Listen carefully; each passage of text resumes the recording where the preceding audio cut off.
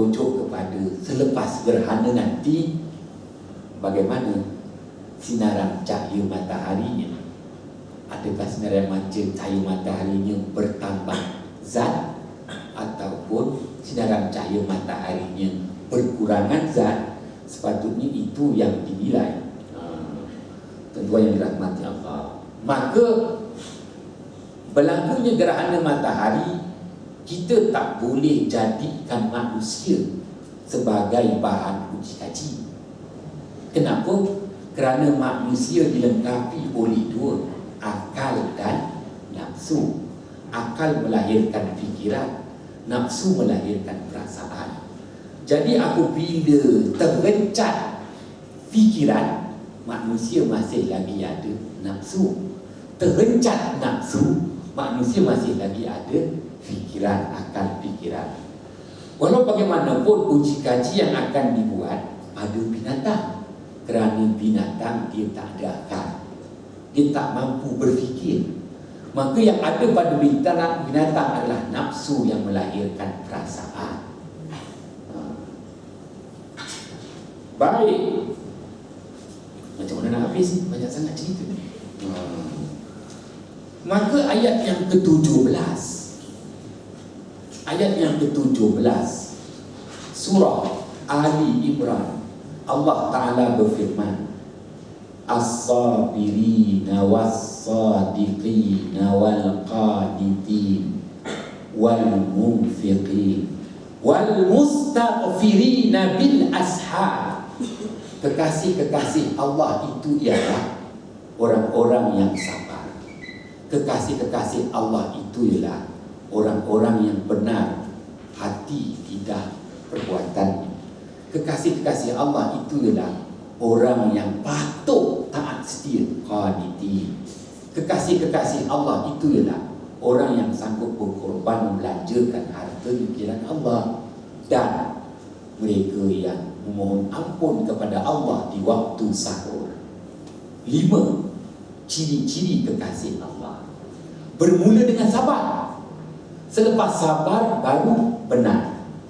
Ya, maka Imam Al-Qushairi dalam tafsirnya menyatakan sabar itu adalah kerja fikiran dan perasaan. Manakala benar itu adalah kerja roh. Baik, tuan-tuan yang dirahmati Allah, bagi manusia dia kena sabar, barulah dia benar. Manusia dia kena sabar kerana dia diberikan akal untuk dia berfikir. Sabarlah. Ikutkan perasaan tak boleh, nak bunuh saja, tapi tak boleh. Manusia kena sabar. Selepas sabar barulah benar. Nak ringkaskan saja. Tetapi bagi binatang dia tak boleh sabar. Kalau singa tu dia nampak rusa, sabarlah. Tak dapat, mati singa kebeluran. Maka singa tak ada sabar, binatang tak ada sabar. Binatang yang ada benar, apa yang dilihat, apa yang didengar, apa yang dihidup, diterkamnya benar. Tapi manusia dia tak boleh benar dulu, dia kena sabar dulu baru benar. As-sabirina was-sadiqin wal-qanitin. Baik, nak ceritanya mudah. Berlakunya gerhana kena letak binatang.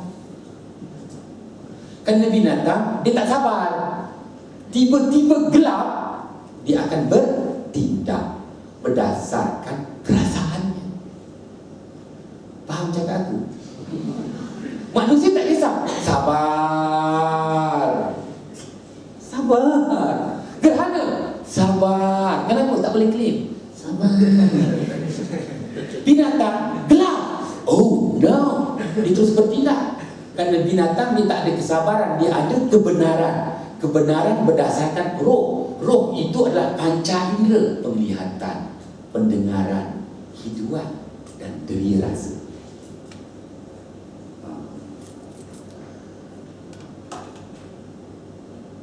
Jadi sebab itu Mak Salim, orang putih, kalau berlaku gerhana dia nak tengok binatang di tempat itu.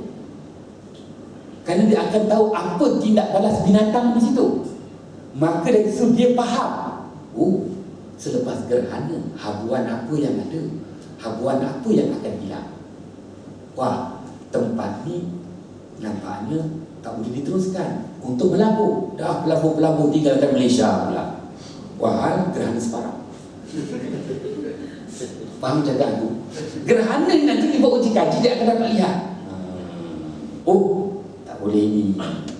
Binatang dinampak aja berlaku perubahan. Dia dapat rasa dengan panca inderanya.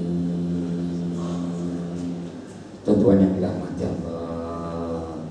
Tapi kalau maknanya berlaku gerhana tu, nampak binatang tu dia tak bertindak liar, dia seperti biasa balik ke sarangnya bagi hasyaratul ard yang terbang-terbang tu.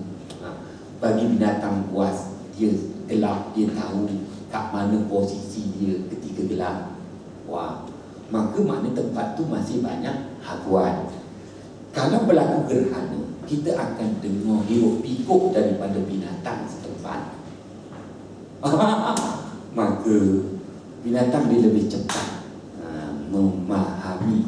Kerana itulah yang dia ada pun, perasaan aja yang dia ada. Manusia ni dia ada akal kan, dia tak ada perasaan, dia akal tu kuat lagi, nak nipu orang je.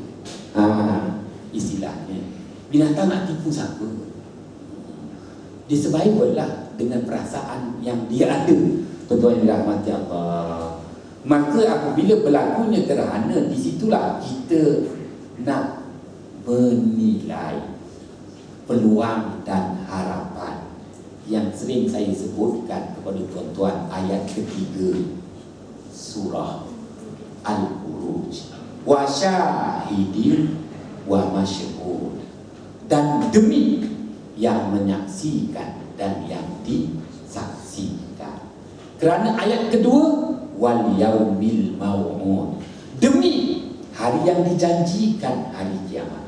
Maka sebelum tibanya kiamat, sebelum tibanya gerhana bulan yang berterusan dengan gerhana matahari yang membawa kepada hari kiamat, kita tetap diberi peluang wasyahidin, dan kita tetap diletakkan cita-cita dan harapan wa masyhud.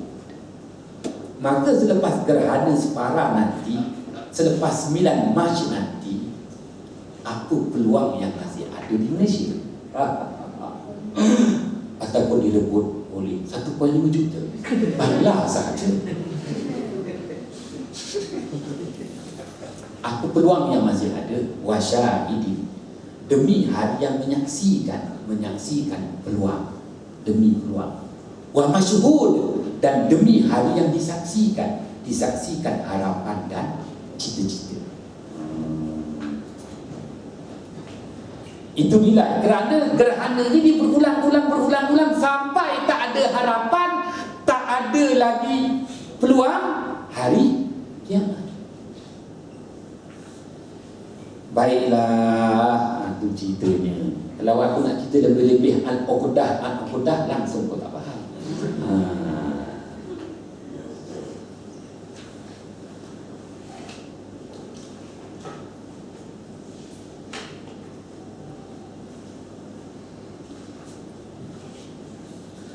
Wa in kana lil qamari aradun yanhariful makhrud anis syamsi bi miqdari ma yujabul arad fayankasifu ba'daha. Dan sekiranya bagi bulan itu adanya arad yang saya sebutkan tadi, adanya arad, adanya nilai kecondongan, nilai sudut kecondongan yang berubah-ubah kerucut dari cahaya matahari dengan kadar nilai darjah arad itu, maka berlakulah gerhana matahari sebahagian searad yang berlaku di penempatan kita nanti. Wazalika iza kana al-aradu aqalla min majmu'il qitrain fa in kana yumazu jirmul qamar makhruṭash syu'a'i la tankathifu syamsu. Hal yang demikian apabila nilai Arab lebih kecil daripada nilai 2 titik, maka sekiranya kedudukan bulan yang menyentuh sirene bulan akan kerucut daripada cahaya. Cahayanya itu membentuk kol matahari, maka tidaklah berlaku gerhana matahari seperti yang saya sebutkan di situ. Gambar yang saya tunjukkan kepada tuan-tuan tu, bayang itu tak jatuh ke permukaan bumi. Tak jatuh ke permukaan bumi itu kerana adanya nilai Arab, nilai kecondongan yang saya tunjukkan tadi. Itu je yang nak ceritakan. Tinggal lagi persoalan yang timbul dalam kitab yang lain, kenapa Allah takdirkan untuk 9 Mac ini, maknanya bayang kerucut kon itu jatuh ke permukaan bumi di garisan khatulistiwa yang melibatkan negara-negara serantau Asia Tenggara. Tuan-tuan yang dirahmati Allah, jawapannya mudah. Allah Ta'ala takdirkan, maknanya Allah dah tentukan gerhana kali ini jatuh di situ. Kira macam mana pun bayangnya jatuh di situ. Tinggal lagi ketika bayang itu jatuh dalam keadaan kejatuhan nilai ringgit Malaysia. Tuan-tuan yang dirahmati Allah, selepas saya cerita gerhana matahari, saya tercerita sedikit gerhana matahari. CEO tu binatang apa tu? KPRJ, Kumpulan Prasarana Projek Perumahan Negeri Johor. CEO dia tu asalnya Datuk. Datuk tu ditamatkan, gantikan dengan Tuan Haji Amrul Razak. Bukan bapa aku, Tuan Haji Amrul Razak. Jadi Tuan Haji Amrul Razak ni pun terkejut. Tuan Haji Amrul Razak ni orang nombor 3 di PNB, Permodalan Nasional Berhad. Selepas si Kelantan tu, Mak Nabiah tu, bawah dia tu Azmail, Datuk Azmail, nombor 3 baru si Razak. Maka Menteri Besar Johor minta tolong Razak ni ambil balik KPRJ, Kumpulan Prasarana Negeri Johor tu lah, untuk buat projek mampu bilik, rumah mampu bilik 60,000 unit. Jadi tak apalah, lepas cerita gerhana matahari, si Razak ni yang bawa BMW tu ngejar aku pula.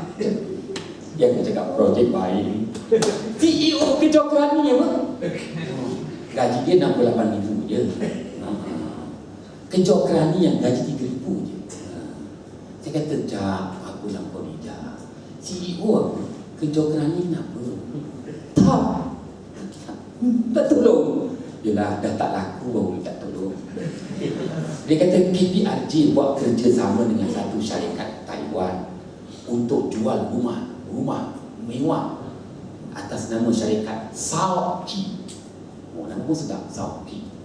Sekarang ni tak laku, Ustaz. Macam mana nak lakukan? Senang aja, semua rumah tu kasih pada aku. Laku dah.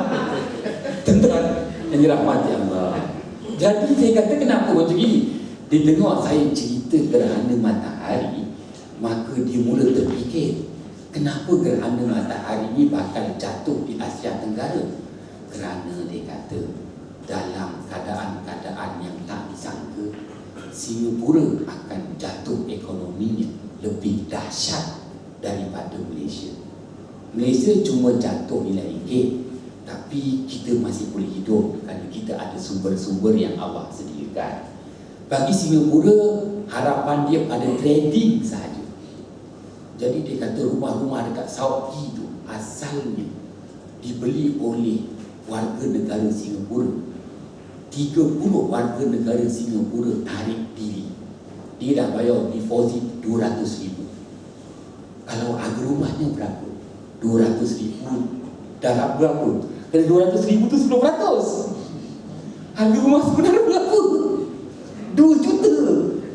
30 warga Singapura tarik diri biar rugi 200,000. Maka kenapa dia dah beritahu bahawa selepas bulan 3 nanti ekonomi Singapura jatuh, mengerikan, menakutkan. Wah, aku cakap gerhana matahari juga memberi isyarat rupanya. Yalah tuan-tuan. Tapi yalah, Singapura hanya mengalami 92%, masih separah lagi gerhananya.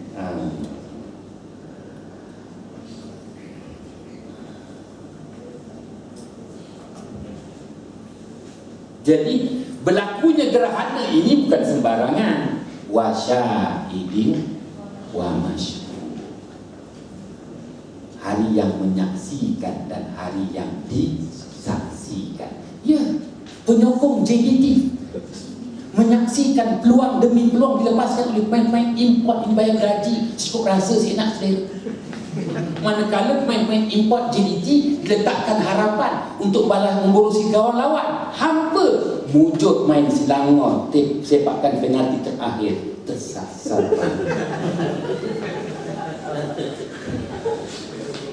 Wasyahidin wa masyhud. Jadi orang dulu dia akan kaitkan sumbangsih dimenangi oleh JDT pada tahun berlakunya gerhana matahari. Selangor Allah terlatih pada malam Selangor pada tahap tengah nak kuat ni kalah pula penalti tu. Ikutkan Selangor dah menang lah. Yalah, semuanya sebelum gerhana. Selepas gerhana, baca dulu habiskan ini. Rahmat Allah. Istilahnya, tuan-tuan yang dirahmati Allah. Summa syamsu idzan kasafat la yakunu li kusufiha maqsud li'anna qa'idata makhruq asy-syu'a'i idzan tabaqa ala safhatil qamari in harafa anhu fil hal fatabtadi'u syamsu bil injilal walakin yakhtalifu qadrul kasafati bi ikhtilafi awda'il mathaki bisabab ikhtilafil mantar wa qad la tankasifu fi ba'dil biladi aslan. Kemudian matahari apabila gerhana, tiadalah gerhana matahari itu diam lama di suatu tempat. Ini kerana sudut tepat kerucut cahaya matahari itu apabila terhampar di permukaan bulan, nescaya berubahlah kedudukannya mengikut edaran masa. Maka cahaya yang bulan halangi matahari itu menghasilkan bayang bulan. Maka keadaan bayang itu berubah-ubah kerana gerakan bulan dan gerakan matahari. Oleh itu bayang yang jatuh ke bumi pun berubah-ubah. Berubahlah kedudukannya mengikut edaran masa. Maka matahari mula kelihatan sinarannya apabila dah mula berlaku pergerakan, dah muncul pula cahaya matahari, tanda-tanda detik-detik berakhirnya gerhana matahari. Akan tetapi berubah-ubah kadar gerhana dengan berubahnya kedudukan sesuatu tempat dengan sebab berubah-ubah tempat penglihatan. Dan terkadang-kadang tidak berlaku gerhana di sebahagian negeri.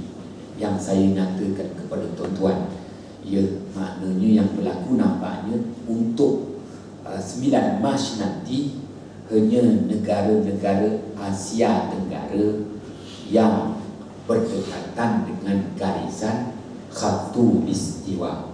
Itu berdasarkan pengiraan yang mana kita mencari di mana jatuhnya bayang matahari, bayang daripada bulan.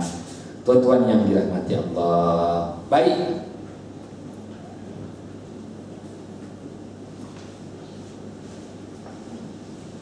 Maka yang kita pegangi gerhana matahari maupun gerhana bulan min ayatillah, itu yang Allah akui dalam Al-Quran, yang Rasulullah sabdakan. Inna syamsa wal qamar ayatani min ayatillah. Gerhana bulan maupun gerhana matahari bukti kekuasaan Allah. La yang kasifan di mauti ahadin wala nihayati. Berlaku gerhana matahari, berlaku gerhana bulan bukan kerana matinya seseorang ataupun hidupnya seseorang. Semuanya membuktikan kekuasaan Allah. Allah Ta'ala takdirkan begitu. Tetapi bukti-bukti kekuasaan Allah itu ada nilai. Apa nilainya? Sebagaimana yang Rasulullah sabdakan, hadis riwayat daripada Imam Muslim, yuhawwifullahu bihima ibadah. Allah memberi peringatan, Allah Ta'ala memberi amaran dengan Allah Ta'ala datangkan kepada manusia kejadian gerhana matahari maupun kejadian gerhana bulan. Jadi gerhana matahari, gerhana bulan bukti kekuasaan Allah, yang ada di situ dua nilai: peringatan dari Allah, amaran dari Allah. Peringatan dari Allah, Allah ingatkan, ini pusingan keberapa? Sebelum tibanya nanti hari kiamat, yang tiada lagi peluang dan harapan. Apa amaran dari Allah? Amaran kerana bukan suka-suka Allah Ta'ala nak gerhanakan, tetapi gerhana itu ada nilai. Yang saya nyatakan kepada tuan-tuan, ayat 16 Suratul Nahl, wa alamat wa bin najmi hum yahtadun, dan alamat-alamat sebagaimana bintang-bintang di langit itu memberi petunjuk kepada umat manusia. Jadi gerhana matahari, gerhana bulan itu ada alamat. Tuan-tuan yang dirahmati Allah, walau bagaimanapun, yang kita nak faham betul-betul ialah apabila berlaku gerhana matahari maupun gerhana bulan, di situ memberi dua nilai paling berharga untuk kita: peluang dan harapan. Baik, apabila sebut peluang dan harapan, sebab itulah Rasulullah suruh kita meraihkan gerhana matahari ini bukan dengan kau ambil gambar matahari